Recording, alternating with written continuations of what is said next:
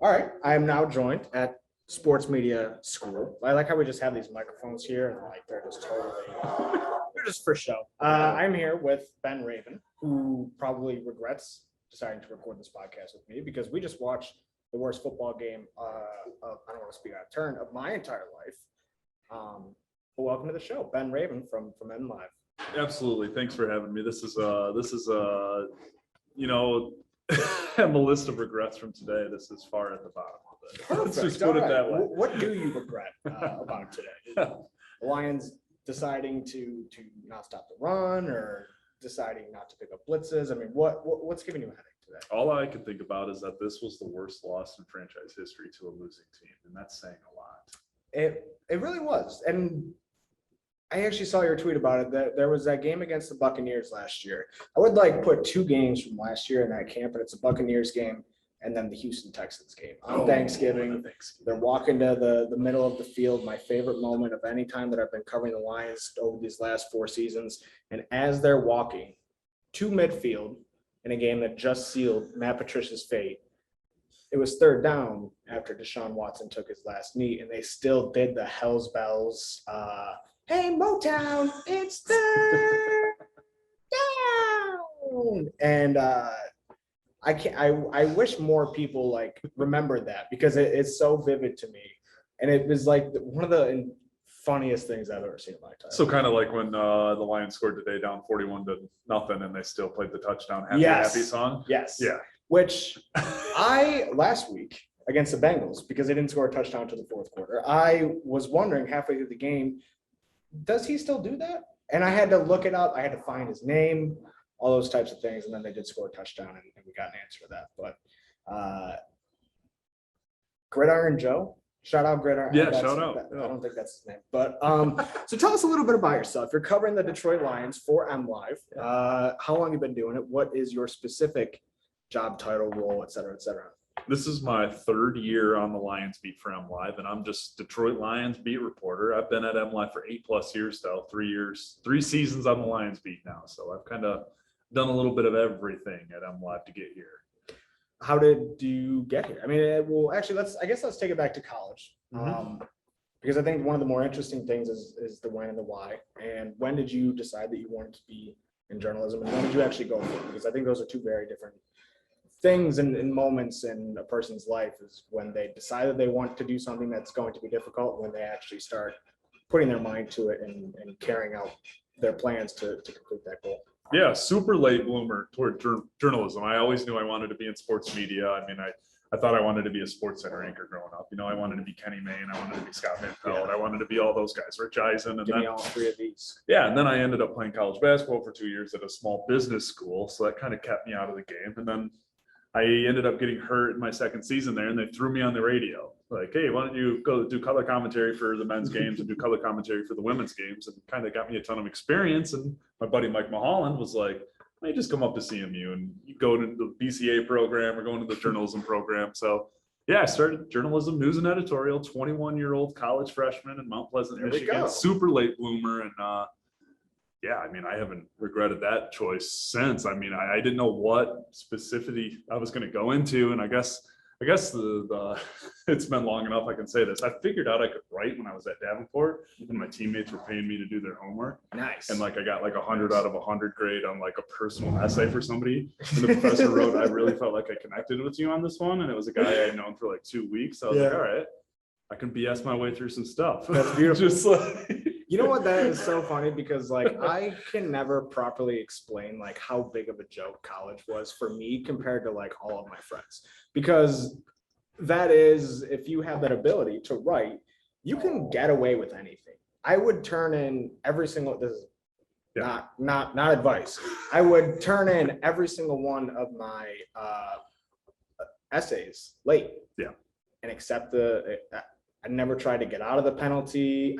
I just accepted it because I knew that I would still end up with a 92, 93. And there's something in me that does not allow me to complete things on time if I have the option not to. So that was how I got through college. But it was really funny because I would always go to the library with my roommate. He was in logistics and stuff like that. So he would actually have to use his brain. I didn't. It was fantastic. No, But I hear you. I hear you 100% on that. I mean, that got me through every class that wasn't a journalism class. It's like, oh crap, I forgot about this 16-page paper that's due tomorrow in my like film history class. It's like I need to watch a movie and write a 16-page breakdown, and then it comes back 100 out of 100. I'm like, I should probably like just focus on this whole writing thing and just stuff like that. And I mean, the way I got to M Live was I just kind of, they had a high school sports desk back in the day, and it was kind of based out of the Grand Rapids press office. And I hired a bunch of us to cover statewide high school sports. And I mean, it was literally a room of 30 dudes covering every single high school sport in Michigan, phones going out to state championship events and stuff like that. And I mean, I was doing that my last year at Central. I had 18 credits both semesters. I was working full-time at Coca-Cola, and I was working part-time for M Live in Grand Rapids while living in Mount Pleasant. So I mean, you feel the fire to your feet when you're a 25-year-old college senior. Yeah. And all of a sudden you're looking around at Mount Pleasant, there's like babies in your class and stuff. Yeah. You're like, oh man, I'm gonna kill myself over this next year just to get out of here, because I'm starting to feel creepy and weird. So I'm gonna okay, I just had an anxiety. No, you're like, fine. What if we're not recording? You know, because Yeah, that's absolutely. something that I would do. especially after that kind of game. Yeah, seriously. You know, you want to talk about something funny. I tried to get into today's game with my 2019 season pass today. Nice. So that's how I started today. So it's just been an all around. Very good. Now, I kind of want to take it back to this Yeah. thing about you going into school for something else, because I did the same thing. I started in the business school. This is probably not a good look for me to be crunched up that way. I started in the business school at Oakland University, and 2 years in, I had like my GPA was bad to begin with. I was not the classes I was passing. I was like barely passing and like by the skin of my teeth, and it was kind of a mess that I would have to beg teachers, can I get credit for this, can I make this up, I'm sorry. But in the end, like it was just a matter of me not caring or putting my mind to it. And really anyway, and what I think is interesting is when you're in a position like that, because it is something of in my mind I was doing the smart thing where I was like, I'm just gonna go write for a living, you know. But it is, I wouldn't say the wrong thing, but it's also a very, very difficult thing. And it's not as just because that was something that I was better at than say accounting, is not going to be an easy road for me at some point. I actually remember one of the funniest quotes, my friend Jeremy, who was an environmental science major, this kind of ties up a little ball on what we were just talking about. He goes, you know, some people work hard in college, some people work hard after college. I think you're going to be the one in the second camp. And he was 100% true. And I knew that was coming, but I guess, you know, what was that transition like for you? Was there ever any panic of like, oh no, did I do the right decision? Or, oh no, this is way harder than I thought? There was panic for me up until I got to Central Michigan. Like I was freaking out. Like I am not a sports management major. I am not an accounting major. So we have like similar, I mean, I remember sitting in a level 3 accounting class at Davenport University, business school. I'm looking around on future accountants and stuff, and it's just alien gibberish in front of me. I mean, I'm telling you right now, I went to every single class, I took every single test, I turned every single assignment in. I think I had a 19% in that class. Jeez. Like now, I mean, see, that's where you and I differ. I did not go to the class, did not do the homework. I tried so hard to just make it work because like I had a scholarship basketball team. It's like I failed a couple classes. You're not getting that anymore. Yeah. So it's like, oh, I lost my scholarship. I was ineligible. I was deemed ineligible. That's how poorly it was going for me academically. And I was like always kind of a solid student. Yeah. And then I mean, the second I got to CMU, the second I had a journalism class, the second I had a broadcasting class, the second I hung out with people from CM Life and got in with the people at Grand Central Magazine, it was like, this is where I belong. This is what I'm doing. And it was like tunnel vision. It's been that way ever since. And I think what's cool about being in those environments is that like, if you're serious about it, like I think a person like you or I was during that time in your life, so like you're already by virtue of taking it seriously in the 99th percentile of your classmate or you know, in a given class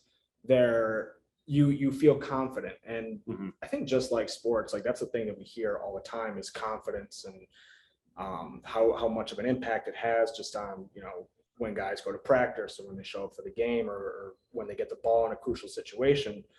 I think that's something that's a little bit similar because that's how I felt in those classes where I was like, oh, we all read ours out loud. I think mine was one of the best. I try to be very objective with my work. I feel embarrassed when it's not. Mhm. And I think all of those things, like just me feeling that way in this environment, is A, what confirmed that I was doing the right thing in the first place, and B, something that inspired me to kind of keep going. And so I think that fear almost or insecurity Yeah. can be a little bit necessary at times too when you're going into a situation like that. While I knew it was what I wanted to do and I had that tunnel vision, my insecurity is exactly the same as it was in June 2011 as it is sitting here right now. Like, I'm Yeah. thinking about the last story I just had published on. I'm like, oh, that was garbage. I That was feel a the sea same of way. trash. I need Yeah. to go back there and fix that.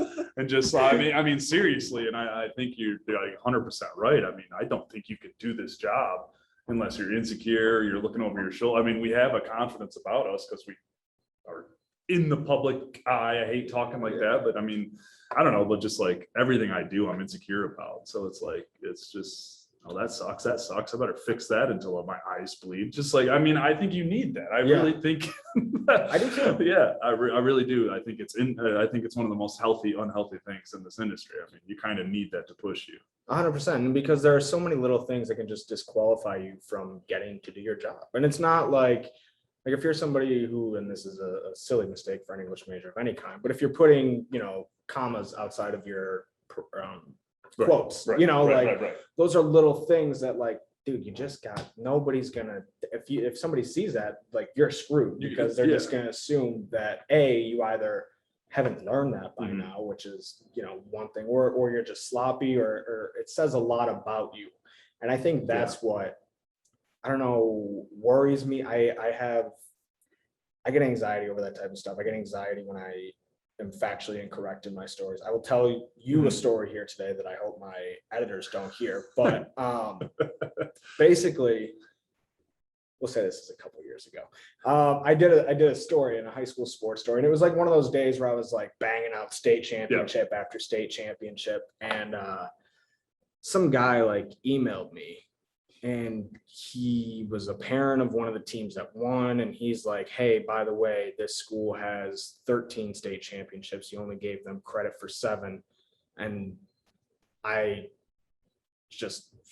don't know what it was, but I just wanted to crawl up in a hole and die. It was such an extremely insignificant, minor slip up, so easily fixable, so inconsequential in the long run. And yet I was still sitting there like I had a pit in my stomach, like I just killed somebody. It's silly. But the worst emails, and seriously, if you're listening to this and if you ever sent one of these emails, just word it a little better. Yeah. Don't you ever proofread your stuff? Don't Yeah. you should read your stuff? What do you? I punished myself for this. I missed one little thing, and it's just like, we want it right, but like, you twist our intestines up when you talk to us that way. I mean, I don't know, that I'm speaking like me. I'm just like, no, I definitely agree with you. But so I hear you on that. Yeah. I mean, Mark Burnell sent me an email. I had him as like a 19-year NFL vet, and he just sent me a little email like, I'm a 17-year NFL vet or something like that. You should have just let it slide, Mark. Then I mean, that one was cool because it made me laugh. It's just like those emails, you're just like, oh my God, everyone sees every mistake I make. Yes. And that's, I think, the thing that makes me sick is that, if there is a mistake, somebody will see it, somebody will notice it. Yeah. And so I don't do it so much now. And I think I've honestly kind of gone the other way on it a little bit too far, to where I used to obsessively read all my stuff after it got published. A, because, I'm just looking for what did they change, and B, because I just thought it was so cool that, I was writing the stories about the things I was, and I thought I was doing, good job, and would get excited about it and things like that. But now I feel like I should know better than to make mistakes, which is silly. And it's a standard that nobody can really hold themselves to. But now, like, that stuff bothers me more than ever. And so I started to realize that I have a hard time reading a story if I know it's shit. I will not read this story that I wrote tonight, because it's funny you say that, because I literally usually read things 2 or 3 times after I hit publish. I'll run it through Grammarly one last time, just like, is there anything I missed, like something stupid or something like that. And this last one I like looked through it once, ran it through Grammarly. I was like, I'll get to that in a couple hours. I don't want to read that again. And I don't know, maybe it's something about a 44-6 loss and you're writing more about the other team that you don't cover than the team that you do cover. So it's kind of like I did the same thing today. I was in the Philadelphia Eagles press conference and I was just like, what am I getting out of this? And then I was like, what would you be getting out of it if you were standing there in front of Tracy Walker? Probably. I mean, nothing. He was a little explosive, I guess, but yeah, right. Yeah. No, I see what you're saying though. Yeah. So no, I know. There's always those moments like, oh crap, what am I here for? Just like, no, I hear you. Now, I want to go back to your college days in Yeah. a second, but something you just brought up and something we just kind of been talking about is that self-criticism and working and improving your writing. I hit up your friend, coworker, colleague, Kyle Minke, for what should I ask Ben about? He said one thing that he did a great job at since I've known him is he just continues to work at tightening his writing. He's a very efficient writer. And I'm just curious because that was basically the biggest thing that I struggled with too. One thing I used to love to do is write in passive voice. Yes. And then I worked at a business magazine, or I interned there for a summer, and that's a no-fly zone, a business magazine. And my editor would have this purple pen and she would just underline everything that I said and passive voice. And it was a shockingly large amount of copy. And you just don't realize that A, that you're doing that, and B, that it doesn't read like you think it does.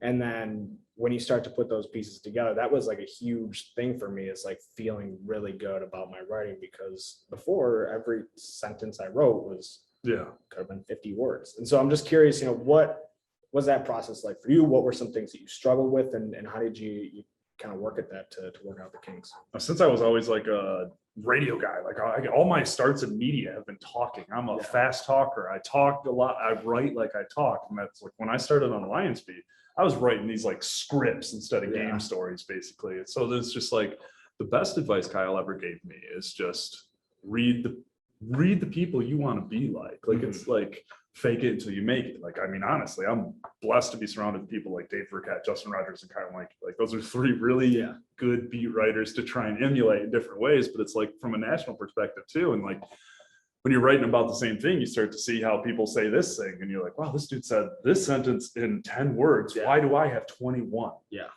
And it's just like, I mean, that's off-season work. Like that's like the off-season stuff. Like I'll go through, like I'll pick like 5 things from the season and I'll compare them to like my 5 favorite things from the previous season. It's just like the 5 previous things from the previous season make me want to like barf. It's like, dude, what is that lead? That's a 40-word lead. What are you doing? So it's like, so to hear Kyle say that, I mean, that's something that I have focused on every single day. How can I say this in fewer words while not sacrificing anything from the story? So it's just kind of, I mean, I buy old school little like grammar books. Like I forget what it's called. It's like an 80-word book, and it's like the best grammar book I've ever had. And I swear to God, it cut my stuff down like by like 50%. I don't know. I'll have to figure that out and send it to you or something like that. I forget. It's like Stunk and White or something like that. It's like who's the nicest guy on the Lions beat? And why is it Justin Rogers?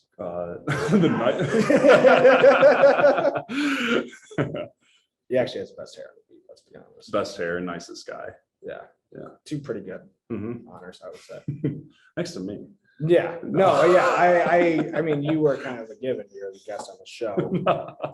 I'm just kidding. No, absolutely. No, that's a correct answer for sure right there. I mean, he Justin jokes that he's my PFWA appointed big brother, and I've been like I said, I've been really lucky to have guys that don't work for the company I work for that have taken a vested interest in kind of how I do this job. That is an interesting thing to me, because I think that that's something that's changed in kind of way over the years. Like I remember I was just sitting and talking with. I was at a bar one night after like a Friday night shift and sitting with somebody who was a little bit more old school than me. And we were talking about how, there used to be F those guys. And we're, competing. And information these days is so kind of out there. Like it's really strange, I guess, the ways that we're competing for information these days, because I think it's less of like, we got to find the thing that's happening, and more we got to find the thing that nobody's talking about. And so I think that kind of lends itself to a little more friendly environment within the beat and stuff like that. But I guess my question is, because it is so intimidating to walk into a new environment and see all these colleagues and oh, that's Dave Burkett, that's Justin Rogers. It's something that I, still get intimidated by when I come to these games. How did you kind of work on that and I guess get out there? And what was the biggest challenge like joining a beat like that with a bunch of people you respect? Yeah, no doubt. The first couple of weeks, it was standing back and observing them just as much as I was observing the games and stuff. Like where do they stand during practice? Are they goofing around? And when's the time to goof around and joke around with each other and get to know each other? And I was just like, it's a pretty fun loving beat. And the one thing I've really taken away from these guys, and nobody's come out and said it, but like the quality of the beat makes all of our work better. Like if we're all on top of our stuff, not only just pushing each other, but asking the right questions, taking good angles and writing good things and digging stuff up. I mean, that brings the whole quality of the beat together. I mean, we are competing against each other, but especially in this last year and a half, 2 years of shared information, like we're trying to, I don't know. No, I mean, it's been hard to find stuff that each other isn't getting. So it's kind of, I don't know.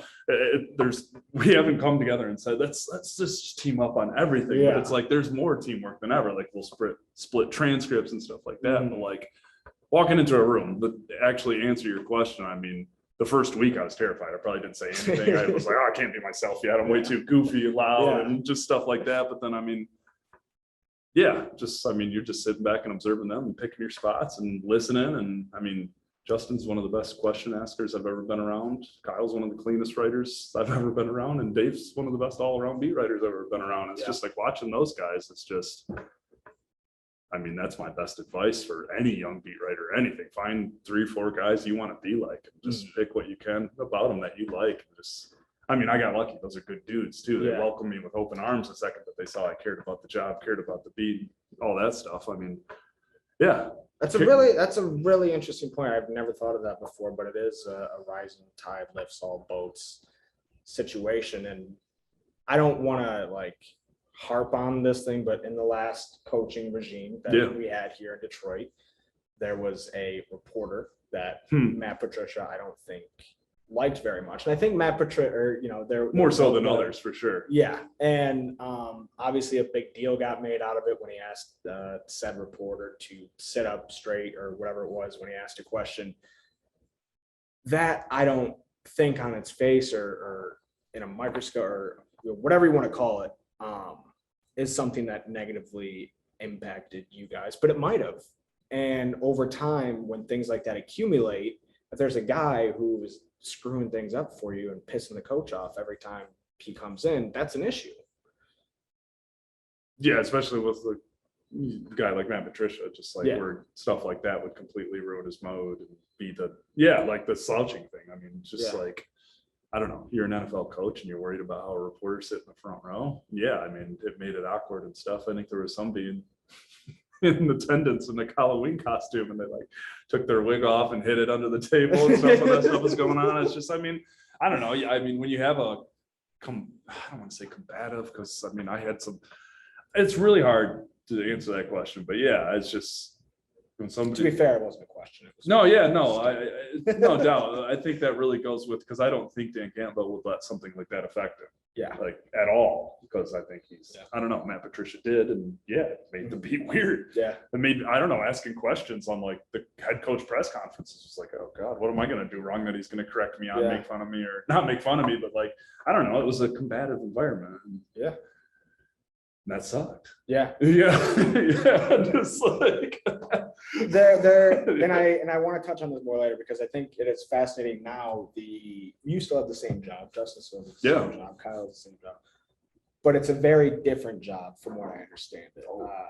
With the honesty, transparency, things like that. We'll get to that in a second, but I want to kind of dive back into time at and shortly after Central Michigan. What did you learn while at CMU? What did you participate in that kind of helped set you up for life after college and get you ready? Honestly, more than anything in journalism school or even my time on the Grand Central magazine, I was working for Coca-Cola. I just kind of, I was an old college student. I needed to make money, and I kind of I wasn't ever lazy, but I hadn't found my work ethic yet. And I just kind of felt like, I don't know, I was working 40-hour weeks while chasing a dream and stuff. And the dream was more important than the 40-hour a week job. But like, I don't know, I just kind of found out how to balance so much stuff at once with that job. It taught me a work ethic. It taught me how to be dependable, taught me how to be available when needed, how to say no when needed and stuff like that. And I kind of took a lot of that and translated it to my journalism career. And yeah, the journalism school at CMU was great, but I mean, I didn't ever work for the student newspaper. I worked for the feature magazine. I got a job at MLive that kept me away from the student newspaper. So it's like CMU was just kind of like a vessel for me, connections and finding that awesome job at Coca-Cola to make some good money and find that work ethic and really push myself. And, you know, it kind of made me think like, do you actually want this? Because there were some moments where I was like, I might just drop out of school and do this for the rest of my life. Yeah, I'm going to make more money doing this than that. Yeah. It was just kind of, it was an opportunity and just kind of great professors. I mean, but yeah, like, I don't know. I just a very self-taught individual. Yeah. Like through and through. And like I said, CMU was a great vessel. I didn't take every opportunity that they gave me, but I kind of made my own road, you know? I mean, I was going to be on the student newspaper my last year there, but then MLive called. Yeah. That was kind of an easy choice. Yeah. Just kind of, I found my work ethic. That's what I found at CMU. I had my feet to the fire, an old aging college student feeling his time ticking on chasing a dream and just kind of, I think that's the best way to put that. I relate to that a lot because I pretty much had like the same exact kind of thing. Like I said, like it was like, okay, time to find something else. I'm going to go do this crazy thing. And I remember my mom was like, you have one semester and if you mess it up, you're out because I'm not letting you take out loans to do this and things like that. And it was very, very reasonable, but that was like back against the wall. Screw you, mom. Not really. No doubt. Yeah. But that was kind of the feeling that gave me. And I wouldn't say that people didn't believe in me, but like people are like, okay, you know, and you hear that a lot. And I think that had something to do with it too. And then on top of it all, like I was just sick of being a piece of shit, frankly. And it's interesting because I used to panic about that same exact thing. Like I'd see my dad and he'd come home from work and he'd, you know, cut the grass and then go work on his little side business. And I just remember thinking like at times in my life, like, I'm never going to be like that. What am I going to do? Now I work 80 hours a week and really only notice that I'm working 40 or 50 of them because the other time I'm working, but I'm like, it's just something I like to do. But it's like work related and like is with the end goal in mind of continuing to build myself for this business in particular. No, absolutely. And the fear of not being a piece of shit speaks to me big time because I mean, seriously, flunked my way out of my college basketball career, went back to community college, got in some stupid kid trouble a couple times and just kind of was, I mean, my parents they liked that I had a plan, but they was like, oh gosh, this is going to be an expensive plan right here. Just because I mean, I had dropped the ball so many times. I mean, I had been in college continuously for 3 years and went to CMU with like 4 credits. Not great. I mean, I lost so many in the transfer from like the business school to CMU, but then it was like, that's a whole class. And then it was like all the classes I could have transferred, I got like D's and stuff in. So it's like, I mean, I really started from this 0.0 at CMU. So it's just like that fear of not being a piece of shit. Yeah, that's a lot of it. You worked at a magazine and then worked at MLive, not doing sports for multiple years before you jumped on 6 years the Lions beat. Yeah. Talk to me about that. I just did a talk to me. Talk about you know, what did you kind of get from that don't talk about it. Related over. Actually, that's the best hair on the Lions. That is. We were delivering the best hair on the Lions beat. It's definitely you. It's definitely you. Oh, I won? Yeah. I said something today at Fort Field. Yeah. And I mean, with that wig, you know, it was kind of that was also real. That was just a fresh fur. Yeah. You got to sometimes. I mean, they have good showers here, so. The same. I don't remember what I asked you. Oh shit. No. What was it? It was The news side. Oh, yeah. The news side. Yeah, What yeah. did I learn from the news side? I mean, honestly, I just saw, I was working at the sports desk at M Live, an internship in Jackson opened up, like a news internship. Like I said, I never did this new newspaper. I just did the sports feature magazine. I was the CMU football and basketball. I don't want to even say beat writing. It wasn't beat writing. I went to the games. I went to like 1 or 2 practices a week and did like 2 features a month. Yeah. And then I did the sports desk, and that was like my first like, oh, real taste of it. I mean, I took that internship at Jackson. I just kind of viewed it as a path. Like, why would I get like a big beat writing job that I want with my resume right now? Like, I really need to build that. Like, this is an opportunity to build that, not only across the board, but like at a place that I could see myself being at for like a giant portion of my career. Like I'm a lifelong Michiganer. Like we cover all the teams. Like, and I saw a path. I was like, shoot, Lions, Pistons, Red Wings, Michigan State. I can do that here while making a living. So I just kind of saw a path. I'm like, let me prove myself on this news side. And I mean, it just kind of kept growing. I kind of kept getting more comfortable and better at it. And, they hired me out of my internship to be a full-time news reporter in Jackson. And within like 6 weeks of being hired, like people left, people got fired, people got laid off. And all of a sudden I was the only full-time news reporter on the staff. Like we had an editor that was the education reporter, but she was like more editing. So all of a sudden I'm it. The man. I'm it. I'm it. I was it. And I was it for like 5 months. Yeah. And like, I mean, that's just, I feel like I owe everything to that terrible period of my life just because it was brutal, but it's just like, I did something I had never done every day for like 5 months. I was out of my comfort zone every day. Yeah. Every single day. And I mean, that built the path. They sent me to Detroit after that to be on the news team there. And then they sent me to the trending team to start the trending team. Show us what you can do. I mean, literally, like show us the blueprint for this, what you can do with this. Yeah. I did that until the Lions job opened up. Yeah. It's like I literally put myself in Detroit to say, yeah, I want to cover news in Detroit. And the next time one of those sports jobs opens up, oh, hey, I've been here for 5 years. I'm in Detroit. I'm from a sports background. Yep. I can report. It's just like, I mean, I was like, seriously, what's the swearing? Can I say the F word? Yes. When I fucked up and I was trying to figure out my life going into CMU, I thought this plan. I said, I'm going to go to community college for 1 year. I'm going to make the dean's list twice. I'm going to get my GPA up. That's what happened. I went to CMU, graduated just below a 3-point, and from coming below 1, a pretty impressive turnaround right there. And I had a plan. I said, I'm going to go into journalism, figure it out. Yeah, exactly. Got the M Live job, and I had this plan. I'm just going to find a way to get myself in Detroit. And I did. Yeah. It took 5.5 years, and then here I am, 3rd season on the Lions beat. I mean, this is so. Yeah. I'm not like at a place where I can like give advice to people, but when I have friends and when the chips are down for me, or who are like, I don't know what to do. Like I was just talking to another friend. He was like, I don't want to give away too much. He was working someplace in media where they did not respect the work that he did and the value that he provided and the training that he had. And they did not pay him a lot of money at all, but it was like one of those things where it was like, but one day you might make it to the big time. It was radio. And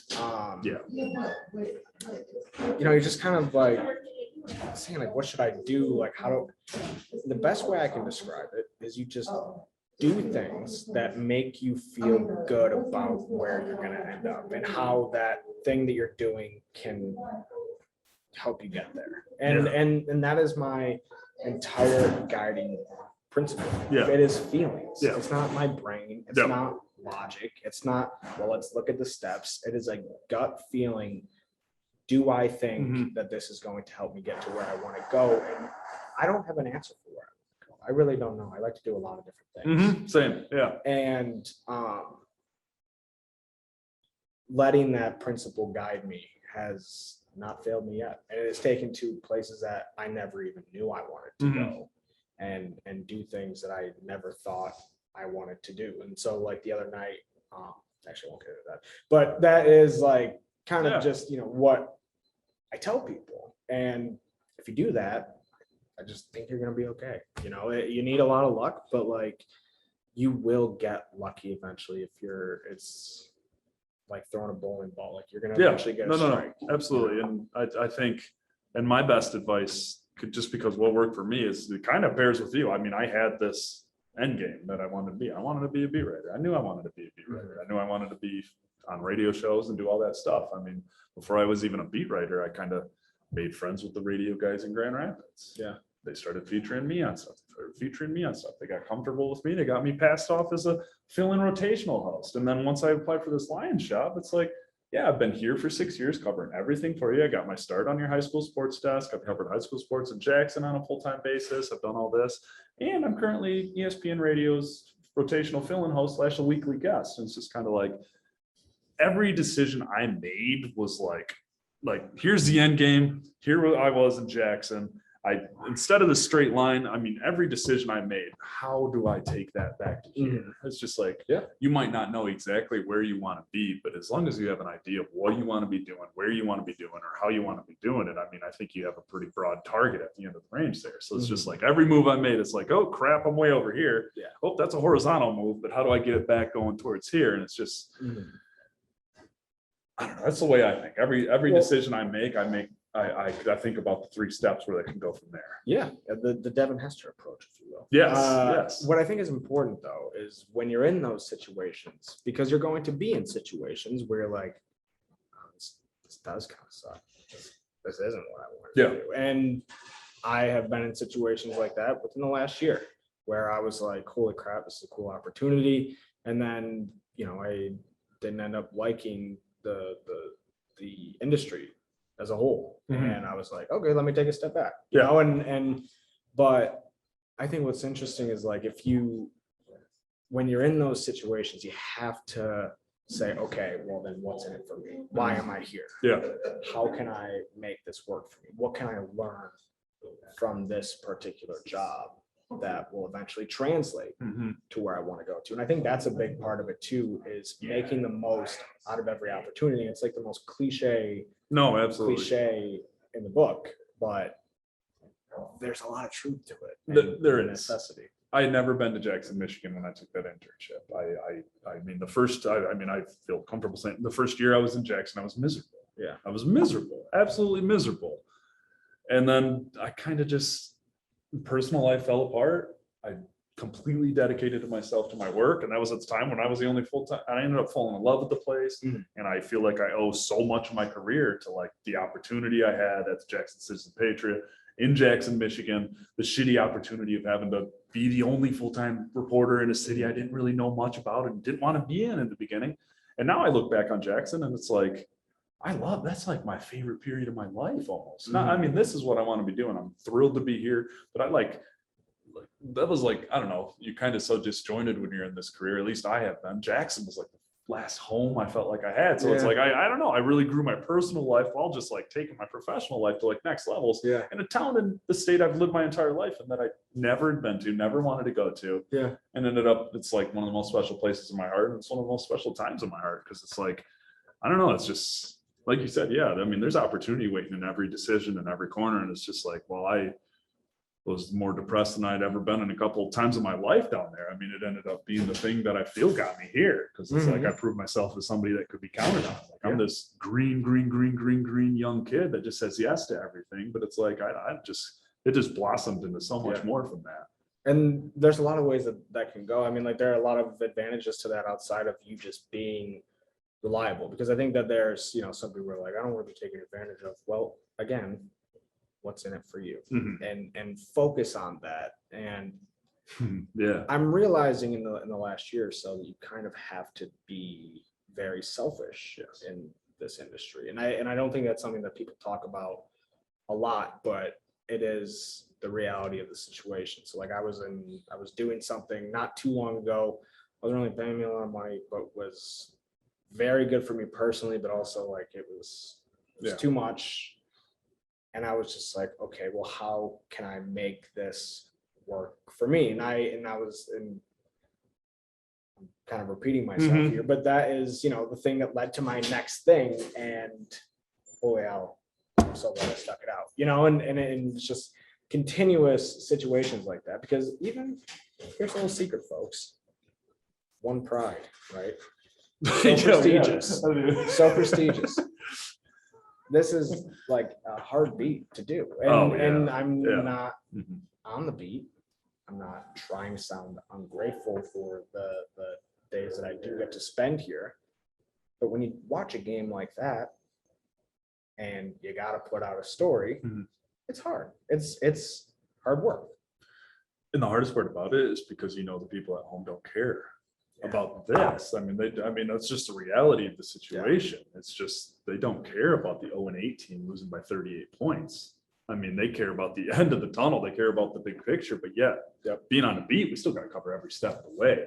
And so, I mean, that's the biggest challenge is when you're hitting publish and you're like, who in their right mind is reading this? Who's doing Who's this? torturing Who's themselves? doing this? Like I'm doing my best to make it worth your while if you do torture yourself and click on it. But I mean, that thought lives in your head. And I mean, just like, who cares about this? Like, do they care about this? I care so much about this. This sucks. It's draining. I mean, that's one of the hardest parts of covering a team like this. I mean, honestly, every beat has its challenges, and this is a challenging job. Like I've had some challenging jobs in this industry, but like this is unrelenting, and it changes every day. And while every day feels the same sometimes, once you get in like the monotonous schedule, I mean, every day is still different. Like one thing can change your whole entire week. One thing can change your whole entire season. It's just, I mean, it's a grind. I mean, that's such an easy way to say it, but it's a grind, and it's absolute grind. And I mean, you gotta love beat writing. I feel like if you're gonna do this for a couple more seasons, and I mean, I'm at the point now where I'm like, yep, this is what I'm doing for the rest of my life if they let me do it. So it's just, this is what I've always wanted to do. I mean, you have, like you said, you have to be selfish to do this. I'm an only child. I haven't had Christmas with my family in 3 years. I haven't had Thanksgiving with my family in 3 years. It's just like, I mean, you give up a lot of that stuff to just even be here. I'm not even a full-time traveling beat guy. So that's like going a whole nother level when you get on that level. So it's just, I don't even, I mean, it's just challenging. I mean, it pushes you to new heights every single day. And I mean, I think the absolute grind and the challenge, I mean, it really, I mean, because you get so much feedback inside and outside on your work. And it's just like, there's so many eyes on you when you're on the beat like this. And that is the most challenging, but that's also the thing that pushes you the most. I mean, Kyle calls me an efficient writer. That means like the world to me. I mean, it's just, I mean, that's there's 3 years. You're going to go home and eyes. no, I'm going to go home and make sure that last piece today in the Lions 44-6 loss. But I don't even remember the question it was, but I feel like I don't answered remember it. it either. It's been a long day. It has been. It's been a long. We're gonna wrap this up soon. I got a couple more questions. Absolutely. When you first get on the beat, what are some things that you do to get acquainted with it, to know the beat, to introduce yourself, to make sure that you're getting good answers down the road? And then, a two-part special here. What are some things that you wish you would have done when you first started on the beat, and or known when you first started on the beat? Oh geez, you just got to start firing questions out. Like there are dumb questions, but like you have to break through. Once you break the ice on the question of the head coach, once you break the ice on the question to a coordinator, once you break the ice face to face with a player, it's broken forever. And you're good. And it's good. It took me 3 weeks to ask Matt Patricia my first question. It took me 2 weeks to raise my hand in that old press conference room. That's what I regret. Just open your mouth. You're here. You're a full-time reporter. But it's terrifying. You don't and you're afraid of fucking up the beat, and you're afraid of asking a dumb question, and you're afraid of ruining coach's looking mood. like for everybody. I mean, that's all the stuff going through your head. So it's like, while I observed all the other reporters and while I watched everybody, I did it for way too long in the beginning, way too long. Like you gotta try, you gotta shoot your shot. And I saw, shout out Eric Woodward for ESPN. Day one, he was asking questions, and I was thinking, damn you, that's what I should have been doing. And I would have been so much more comfortable. I would have been a little less insecure in year one. I mean, honestly, that's, I feel like that answers both parts of the question there. I regret not asking questions soon enough, but like, the second you do, it's just like you're in. It's good. And I almost think it's weirder because this is something that I very much struggled with. You know, I do something different every single day. Like yesterday, I'm in East Lansing. Sometime this week, I might be in Detroit covering Pistons or Red Wings. And so like it's a lot of different and new beats, and you get nervous that like you're gonna ask a dumb beat guy. You feel like a question. tourist too sometimes. Yes, Yeah, exactly. I've been there. Yeah. So while like first off, I think it's kind of weirder to be that guy who just comes in every week and doesn't say anything and like does that. Like it also just helps you, like you said, like kind of get acquainted. And it's so fascinating. I've never heard anybody talk about that before, but it is so true of like, once you ask that first question, you're good. And so I have a good story about this because I think it was 2 years ago, maybe it was 2 years ago. The Bears were here and I think it was like me and then your colleague Lauren Williams were like they were really bad down the stretch, and so after every game I was going to the away locker room. That's right. And so I was just feeling a little bit more confident. You know, you're not going to see these beat people again. Like, who cares if they respect you? And you know, like I was asking good questions, and you realize that you can do it. And it's so funny. I can probably find the video somewhere. But I have in like the Trubisky press conference, because you know when it's like the quarterback and the coach and stuff like that, like everybody's shouting over each other, and it's like the worst. and it's the only place that I've ever like seen that etiquette too. Like everywhere else, it's like, hey, you get a microphone, you raise your hand, they call on you. It's just a bunch of people shouting in the loudest voice wins. So I'm in the back and I'm like, just ask a question. Ask a question. Come on. You know, you need something on this specific play and he hasn't given it yet. And I'm like, what'd you think on that that throw to Mooney? And he's like, down the sideline. And I'm like, no, the hook. And he's like, that was to Allen Robinson. And I was like, oh yeah. But it's all good. Yeah, you know? It's fine. Yeah, and, absolutely. And it felt amazing to get my voice out there. And even though I asked a dumb question, like he might have in the back of his head thought, oh wait, maybe I'm confused. You know, like and it just kind of is what it is. And he gave me whatever answer he thought I wanted, and it was okay. Now that we're talking about the shouty stuff, I just got remembered of the last combine before everything shut down, and there's like 12 podiums just next to each other, and they're just cycling college players through every 10 minutes. It's like 8:45 in the morning. Kyle like did his thing and like went in the other room. And I forget who it was, but there was somebody like working behind like the NFL Network stand. And I was asking somebody a question. And there was like, I had like got talked over like 3 times in a row. And I go to shout my question out. I'm the only guy talking that time. There's no other interviews going on. It's just screaming at like a 5th round defensive back. Geno Stone from Iowa. If anybody, I'm just like, and it's just me just shouting in an empty room. So it's just like, it's the weirdest environment. But once, like you said, like once you feel like you looked stupid and survived, or once you asked a good question and got a good answer, or once you asked a great question and got a non-answer, like there's been times where I'm like, oh, that's a very good question. And then the guy answers like I asked him completely something else. And you're like, what did I do? Yeah. So it's just the weirdest environment. But yeah, it's just all about shooting your shot. I mean, there are bad shots to take, like the guy that got clowned by Okuda at the combine that one year. Yeah. Asking about his sloppy footwork or something like that. But it's just like, as long as you're like, it's just like, there's no harm in getting a receiver wrong on a route or a route wrong. Like they might make fun of you for 5 seconds, but then they're going to shut up and answer the question because that's their job. 100%. And that's how you get them. And that's also how you get them to respect you. Because when you ask questions, when you come informed, when you don't just ask generalities, I always like, I'd like to think that interviewing, question asking, things like that are one of my better skills, because I always think, how do I want this question answered? Not what do I want the answer to be, but how can I ask this question in a way that they can avoid all cliches, in a way that doesn't ask, or in a way that doesn't ask for a cop out. Would you guys, talk about your performance?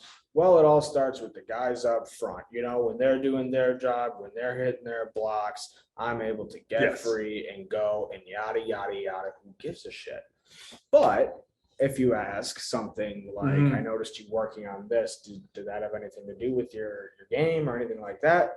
The answer might be no. But if it is, since you were specific about it, they'll probably give you a specific answer. Exactly. And it's those little things that you learn. And you can ask a question with a story in mind, but I just, and that was a lot of the problems I made at the first year on the beat, is I would go into that locker room whether after a game or after practice, and I would have this headline in my mind. Mhm. And I would ask questions trying to get that answer. Yeah. It's just like the second, like you said, I mean, if you're asking questions like that, you're going to get cliches, you're going to get BS, you're going to get empty stories. So it's just like, what, and that's how you learn, by like watching people like Kyle, Justin, and Dave and Chris Burke and those guys ask their questions. It's like, oh wow, you see how he asked that question? He got such a good answer. Like I would have never thought to ask it that way. And seriously, Justin Rogers is the best person to study on the beat for questions, because it's like, holy crap, like Yeah. I don't know. It's just like, I don't know. There's just like, go in there with ideas, but don't go in there with headlines. Like don't go in there with a story written in your head already. Like have an idea, let it evolve. Like Yeah. don't force anything. Like, but yeah, like you said, it's just like, I think Michael Brockers was a perfect example of that today. Like, were you guys like, instead of just straight up, hey, were you surprised by how well they ran the ball? It's just like, hey, that team hasn't run that much this year. They ran a lot today. Did that surprise you? And he said, yes. That's a great example. I mean, seriously, I mean, it just hit me too. It's a fantastic example. Yeah, I mean, that's it right there. Yeah. I forget who asked the question, but whoever asked the question wrote 4 different stories basically with that Yeah. question. Like, Yeah. yeah. And I actually think about, I have a, actually, I want to bring something up, and then I'll tell you a funny story about the worst question I've ever asked.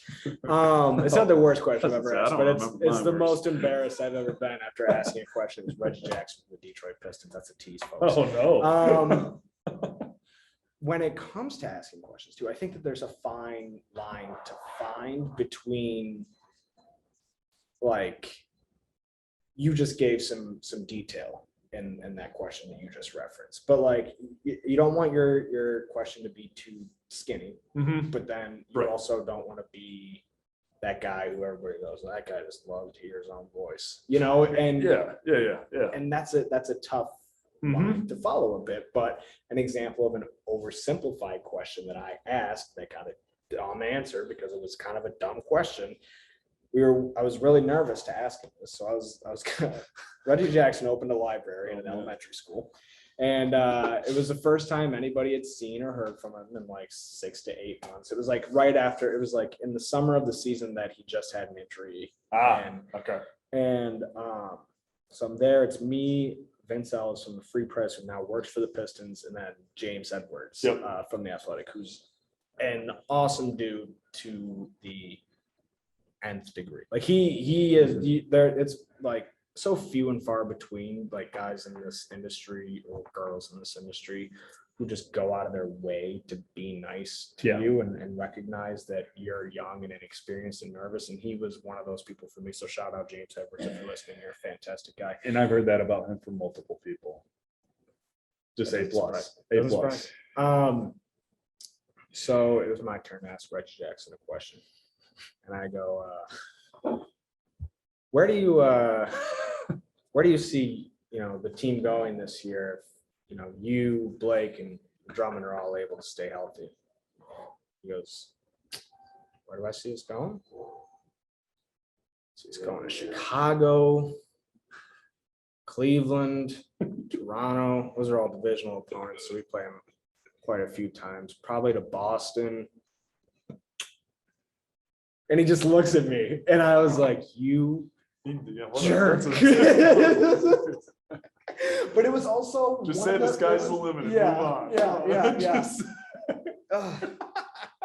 And good on him for obviously not, he probably didn't want me to like trap him in a Reggie Jackson says they're going to be a top 4 team in the East story. But at the end of the day, that wasn't necessarily what I was looking for. But that was probably the greatest lesson I've ever gotten, was being embarrassed in that way. And that we were walking out, and I said to James, I was like, what did I do wrong? And he's like, I don't really think you did anything wrong. It's just that's how he is, and you can't ask him questions like that. And those are nuanced. Yeah. That's and you learn that out. Like Ashawn Robinson, you can't ask him any questions. Yes.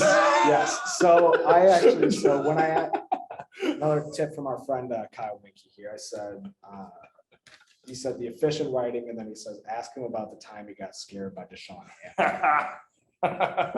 That's actually Does Deshaun Hampton still play? Yeah. Crazy First thing for me game to played say out today. loud. Really? Deflected a pass. Yeah, he's I'm gonna cut that. okay. Yeah, no, it's all right. He's missed more games than he's played in 4 years. That's fair. But yeah, that was actually the day where I realized they've accepted me and I can be myself. Everybody had already known and realized I'm jumpy. I'm anxious. If you're loud behind me, you're not distracting me. You're scaring the shit out of me. Like I'm jumpy. And so Kyle Lauren Williams, our colleague Lauren Williams, told me that afterwards that Kyle went over to Deshaun and said, "There you go. Sneak up behind that big guy and scare him." And he snuck up behind me. I didn't see him coming. I was talking, I think I was talking to like Quandre Diggs over by his locker. He did this like Wednesday opposing quarterback talk. I got my back to him and he grabs me on the shoulders and screams in the highest pitch scream ever. And I didn't know who it was, but they said I jumped like this far off the ground. My notepad went flying in the air. My hair's flying over. And I just see Deshaun leaving, laughing out the locker room. That's funny. So yeah. That's gosh. And I'm looking over my shoulder every time in that locker room now because these guys know they could scare me. You know, the big guy will jump and scream. I screamed, but open locker room. Jumped over the head of Quandre Diggs. Deshaun Hand. It's one of his key pressures of the last 3 years. He's good when he's healthy. Great when he's healthy. 4-man Ziggy Ansah. Oh wow. If you will. Maybe I will. Or rich man Ziggy Ansah. Yeah, maybe. I know. I didn't know which one. No, for sure. Yeah, that's a funny moment on the beat. You were never a freelancer, but you did do news. Yeah. Stuff like that. What are some things that you picked up on a beat? Habits, things like that. Do you think could help maybe a freelancer or a general assignment reporter, or just anybody who's like kind of doing a bunch of different things? Because I'll give an example. One thing that I find beneficial is I've just kind of randomly started covering college hockey lately, and I've just been doing press conferences. And now I keep all of my press conferences for one school in the same Google Doc. So if I need to know about the power play, I can control F power play. I'll see them talking about it on, July 32nd, July 32nd, Sunday. You know what I'm saying? It's easily findable. I can tie things together. And I was like, wow, it would be so convenient if I had this for everything that I do. Of course, I don't. Yeah. But if I was on beat, that would be very convenient. So I'm just curious, what have you picked up on that you think might be a good habit to start up? Oh, geez. Or habits. Try and be organized, or at least try and be organized with what works for you. Yeah. I'm not. I mean,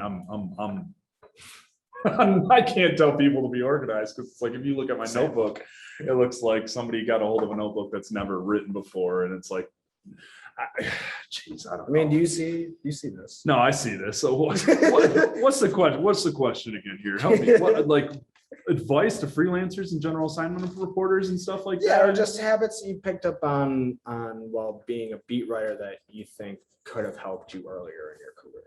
Oh, geez. Yeah. Just the understanding that everything you go to every single day on the beat, every availability, you don't have to write something that's not going to change the world. It's, yes, you want to be there. Yes, you want to be there absolutely every single time, but it's just like pick and choose, get the better stories. Don't just get a story, pick the better stories. And I think like in the early days when I was covering like township governments and stuff, I would go to meetings and just write the dumbest 400-word story about nothing. It's just like I could have just gone there, information gathered, made connections, got contacts and stuff like that. Like if you're getting paid as a freelancer to write a story, obviously you're going to have to write a story. But if there's an opportunity for you to just kind of not force stuff, I think like, and then that way you're spending more time researching, kind of getting to know people, more context and stuff like that. So I guess that's the best way to put it. It's just like, and I've kind of struggled with that up until even this year and stuff. It's just like, I feel like I got to write something out of every single availability, out of every single minute I'm at the facility and stuff like that. And that's just not the way it is. Yeah.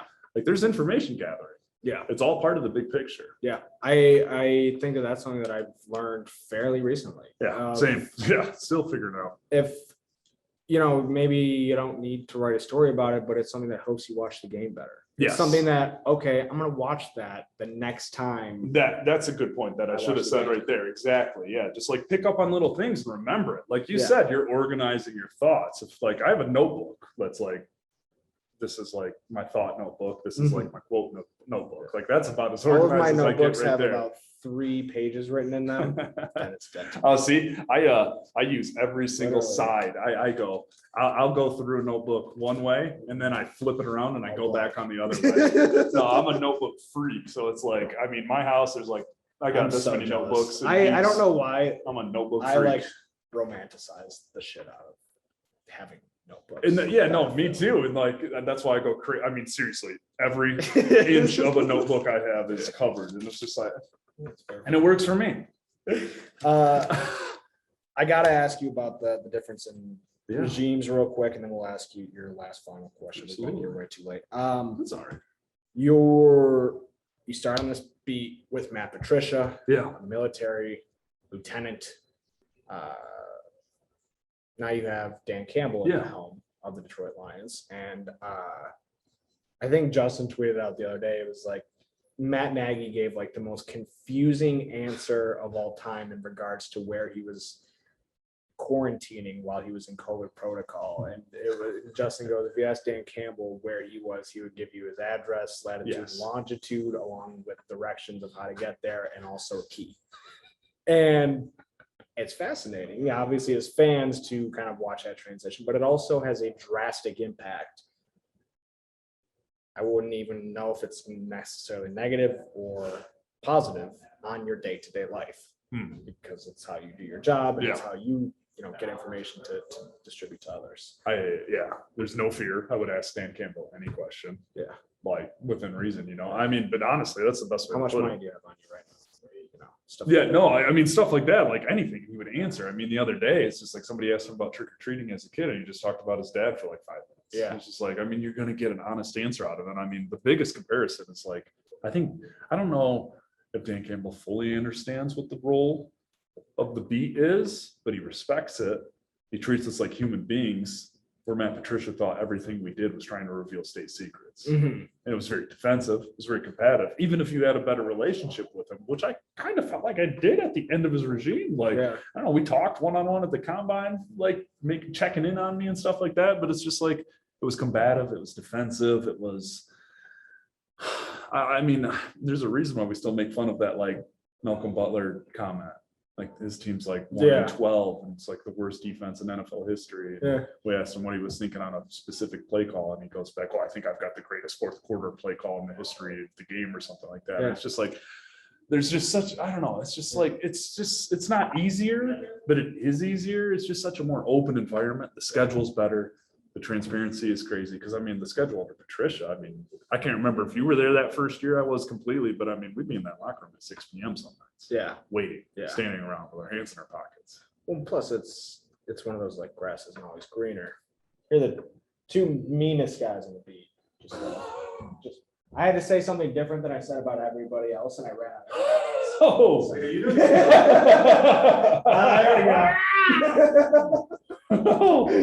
The hell's going on? it's actually a terrifying. I was match. gonna say, like, I would be very afraid. I just told you I was terrified watching Scream. I don't know why you do that to me. It's a great beat. Yeah. Yeah, just like, With the, I mean, you talk about the difference, you get a 5-minute answer out of yeah. Dan Camp. That's a challenge in its own, because while it's a challenge to go, okay, well, how am I going to write something? He only gave me this. Mhm. It's also a challenge to go, okay, how do I parse through this, select quotes, decide what I'm going to tell the listeners, what I'm going to let the readers, what I'm going to let him tell the readers. That's a whole process and difficulty all in itself. And it's like Matt Patricia wasn't a short answer. Like he would give you 900 words to an answer if he felt like it. He's got that Belichick style to him. Like you ask him about a long snapper, he's going to talk for 2 hours and you're his best friend or something like that. Yeah. It's just like weird stuff like that. And just like, I don't know, it's just weird stuff like that. Just, there's just like Matt Patricia it's just like you could get long answers out of him, but it wouldn't be the same quality. It wouldn't be the same, it's just like Dan Campbell's genuine in every single thing he does. Yeah. From that standpoint, what we felt like we had to do I'm sure that was fun to clean up on a daily basis. Last question here. Yeah. Benjamin Raven. Yeah. Where can people find you on Twitter, by the way? I believe it's Benjamin S. Raven. That's it right there. But I feel like it's Benjamin S. Raven. There we go. Go Twitter. follow him on Twitter, everybody. If you like the Lions, if you don't like the Lions, if you just want to chit chat, if you like wrestling. Yeah, there will be some wrestling tweets. I was wrestled actually in gonna Canada ask you, for a little bit. I Yeah. had this on my sheet, didn't get to it.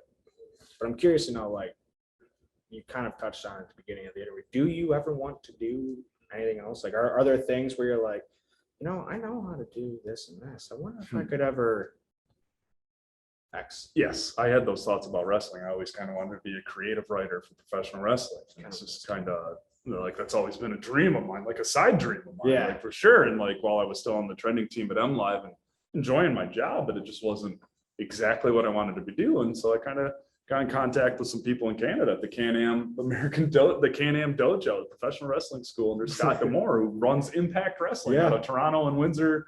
And just like I went to that school and trained to be a professional wrestler 3 days a week for 18, 19 months in Canada, going through, I mean, from 6 p.m. to 11 p.m. I'd be rolling around in Windsor with like, and honestly, like I was in the school and I got good at it. And I was at the point where they were like, you're on our short list to start doing matches soon. And like, these are some of the people I grew up watching and respecting and listening to about professional wrestling. So it's like, I mean, you can't see me right now. I am 6'6", 250 pounds. This angle is doing me a lot. I just felt like I always knew I had the knowledge of professional wrestling going in. I just kind of wanted to see if my knowledge was actually knowledge. And it turned out to be, it was. And it just kind of, I mean, that dream hasn't gone anywhere. I mean, the pandemic kind of brought that dream to a close. I mean, I couldn't go to Canada and train. I haven't been in that school since, geez, Pete's August 2020. It might be 2019. I don't even know anymore. But it's just like, so it's like, I mean, I chased that dream and I was getting kind of close to doing something with it. And it's just like, I mean, that's never going anywhere. But so it's not over yet. I know a guy. Yeah, I have not. I've always wanted to pick his brain about it. But maybe we can maybe. find But that was kind of, I mean, something like that. Absolutely. Just pretty much that. I mean, and I don't know, before the Lions job too, I was moderating Comic-Cons, Grand Rapids Comic-Con. I moderated all the celebrity interviews and stuff like that. I did a nerd podcast on the side. I'm a comic book freak. Like there's a lot of, I love that, obsessions that I've kind of. And I also think having niches helps build you an audience. Absolutely, like I think that's one cool thing. Like as I built up my following to be Red Wings fans and things, of mostly Red Wings fans, like I think it's funny and I notice when there's a certain subsection of those fans that always like my food tweets, or they always like this tweet or that tweet or whatever it is. And I think that helps in the long run build your audience base and things like that, because it shows them that you're human and not just some dude on the internet who tells them about their favorite sports team. Last question. If you were talking to a young Benjamin Raven, or if you're just talking to somebody who wants to be Benjamin Raven one day, let's say they're 18, 19, 21. What do you tell them? Stop worrying about other people. Like, stop worrying about what other people, I still have that problem. Stop worrying about what other people are getting. Stop worrying about what other people have. I mean, it's just try and focus on yourself. Like there's no point in being jealous about what somebody else is getting, perks are getting, how much they're making. It's not going to change a damn thing. It's just going to make you sour. It's just going to make you shitty, and it's just going to fight against you. Some of my weakest moments in this profession have been out of like jealousy. It's just like, lose that shit. Cynicism, lose that shit. Like I like the last like 5 years of my life, I've tried to eliminate cynicism from my life, personally and professionally. And I wish I could go back 10 years and just grab myself and say, just focus on you. You're messed up enough. Fix you, worry about you. All this extra shit going on around you, it's not going to change anything. It's just going to make you more insecure, just going to make you more anxious and question everything. Just focus on you and yours and what matters to you. Just like, it's like, I don't know, like I'm not the full-time traveling beat writer. Sometimes it's hard to not be on the road when you're at practice and all these games every single day. Like that is a challenge. I love my job, but I do wish I had that. I'm not, you know what I mean though? I mean, that's a very specific me situation that I'm still dealing with. Like, God dang, I want to be in Los Angeles, watch Matthew Stafford play the Lions. Like, dang, And you kind of like get in your own head, like, am I not good enough? Is there a reason they're not sending me? No, it's not like that. Yeah. Like, trust your logic, trust your gut, take a deep breath, stay in tune with reality. That is my favorite answer I've ever gotten to that question. I ask everybody that question. It's not that their answers have been anything less, but that's not something that people talk about because it's a personal thing. I think also like sometimes that is what drives people, but I think that there's made a lot of good points there. And we'll start with the fact that work is not finite. No matter what you believe, yes, there's only 6 spots on this beat. Yeah. There's so many other ways you can get this building. Yes. So many other and ways. in ways that you might do it better than anybody else, you know, and I really love that because that's something that I struggle with very deeply. And I had a little bit of a revelation there as you were talking, and it's not something that like I didn't know, Right. but it's something that like you need to be slapped around and told a couple times because I have the coolest life for a 25-year-old person that anybody could ever imagine. And I'm anxious. I'm a little bit bitter. Nothing specific. Yeah, I feel you. Yeah. I just feel like I'm punching a wall and I'm not a wall. I'm not a wall puncher. I'm punching a door and I'm wondering when it's going to come down. Yep. And that can take a toll on you. But just worry about it. Don't be looking around while you're doing it. Just focus on hitting it in the right spot. No, yeah, it's just like an You get there a absolute. I mean, lot I had faster. some troubles recently, but just kind of worrying about wanting more instead of focusing on what I got or Yeah. what's been given to me. Yeah. It's just like the second you start worrying about getting more without focusing on what you have, you're not going to get more. No. You might not have what you have. And you're going to be unfulfilled while doing it. Exactly. You're going to always be bitter. You're always going to be unsatisfied. I mean, and that's something that's short-term, long-term that I'm working with every day is, how can I do this job to the best of my ability while being satisfied? I mean, you need to focus on what's going to make you happy about this job. It's just like, if you're focusing on all the stuff you're not getting, you're going to hate this job. You're going to hate your company. You're going to hate waking up every single day. Yep. And I love this job. I worked so hard and ate shit sandwiches to Yeah. get this job. Like, Yeah. I love this job. And it's just like, I mean, even I get in my own head and stuff like, oh man, you should be getting that. What the hell? Yeah. Cause some shit. Yeah. Yeah. It's just like, no, shut up. You got it so much better than so many others. Or even from the other side, it's like I like work a weird schedule. So like I'll be at work until 2 o'clock in the morning, but then at 3 o'clock when I'm supposed to be chilling, when I like physically need that time, I can't do it because I know the rest of the world's at work. I know people are doing things and I'm like, what are you doing? Just sitting here instead of doing something. Yeah. And I think that ties into it a little bit too. And that is a thought process that has driven me crazy, run me ragged, and made me feel unfulfilled unrightfully. Yeah, absolutely. So this is a great talk. I Thank you appreciate so much for agreeing to do this after such a very long day. No, I'd say this was the highlight of my day. Thanks, man. I appreciate Absolutely. that. Not the buffet beforehand, the nachos. And... I will say I stole from the Fox buffet. Dude, what the heck? That was I see people like coming back. I come back here every week, and I'm like, to see people with things. And the I'm best like, advice I only can give have you. barbecue. If you see Kyle Mikey with an empty plate, follow that man. All right. That's a good. I followed him off the elevator. I'm like, oh, I got 2 pulled pork sandwiches, 2 beautiful looking deli sandwiches instead of the dry ass pasta. That's Just like, amazing. Kyle, I told him this is what I said to him, and he said it was the nicest thing anybody ever said to him. I said, you have never steered me wrong when it comes to food. Yeah, In stadium or out. you need that guy in your life. Absolutely. Go follow him on Twitter, Benjamin S. Raven. Go follow us on Twitter at Sports Media U. Like and subscribe if you're listening/watching to this on YouTube. And even if you're not, go ahead and leave us a nice review on iTunes, Spotify, wherever you like to watch it. If you have positive feedback, if you have negative feedback, tell me privately. So it doesn't mess up the ratings and hurt my feelings. It hurts a lot less when it's private. Right. Got to get those 5 stars. Yeah. Benjamin Raven. Thank you you so much. Absolutely.